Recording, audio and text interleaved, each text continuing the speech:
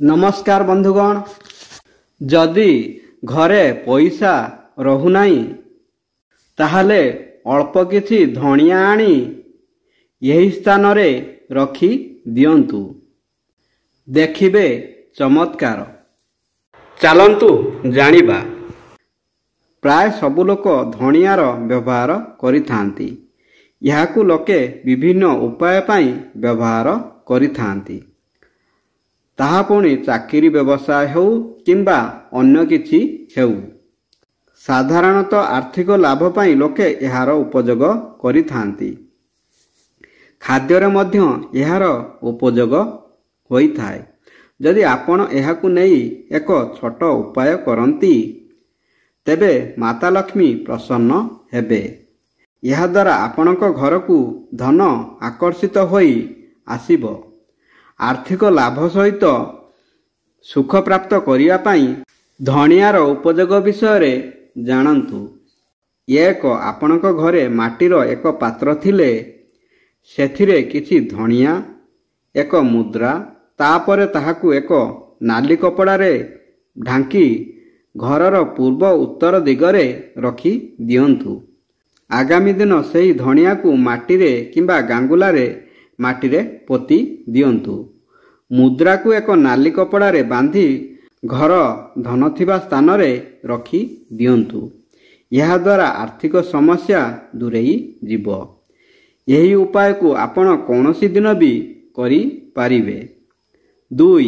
जदि आपण को एमिति लागुछि जेपरि आपणकर निज लोक आपणक ठारू दूरेई जाउछंती एवं जीवन रे सब किछि शेष होई जिबा भली प्रतीत हेउछि, तेबे सही समय रे एक नाली कपड़ारे किछि धनिया बांधी हनुमानक चरण रे रखी दियंतु। यह द्वारा आपणकर नष्ट होई जाइथिबा सम्मान पुणी थरे फेरी आसीबो एवं मान सम्मान प्रतिष्ठा हेबो। नष्ट होइथिबा धन संपत्ति मध्य फेरी आसीबो। 3. जदि एमिति परिस्थिति थाए जेमिति केही आपणक ठारू टंका नहीं देउनाहंती, तेबे शनिवार, रविवार किंबा मंगलवार दिन एक साधा कागज आनी सेथिरे ता उपरे किछि धनिया रखी सेही व्यक्तिर नाम लेखि दियंतु। तापरे ताहाकु जाली दियंतु। देखिबे टंका मिली जिबार आशंका बढ़ी जिवो। 4. घरे अनेक समय कली झगड़ा लागि थाए। तेणु एपरी परिस्थिति रे एक माटीर पात्र रे किछि सुखिला धनिया दबाई दियंतु। यह एक सहज एवं प्रभावी उपाय अटे। यही उपाय करिबा द्वारा परिवार को खुशी फेरी आसी थाए। 5. अनेक समय रे आर्थिक अभाव अधिक समस्या सृष्टि करे। तेणु एपरी क्षेत्र रे कोनोसी दिन सबुज धनिया गाई को खाइबाकू दियंतु। यह द्वारा आपणक आर्थिक समस्या दूरेई जीव। मात्र गाई को धनिया खुआइबा समय रे निजर मनस्कामना निश्चय कुहंतु। 6. जदि आपणकर करज समस्या रहिछि एवं मूलधन ठारू सुध अधिक होई जाउछि, तेबे रातिरे सोइबा समय रे किछि सुखिला धनिया नेई निज मुंड पाखरे रखी दियंतु। सकाळ समय रे ताहाकु नेई कोनोसी एक अस्वस्थ वृक्ष तले दबाई दियंतु।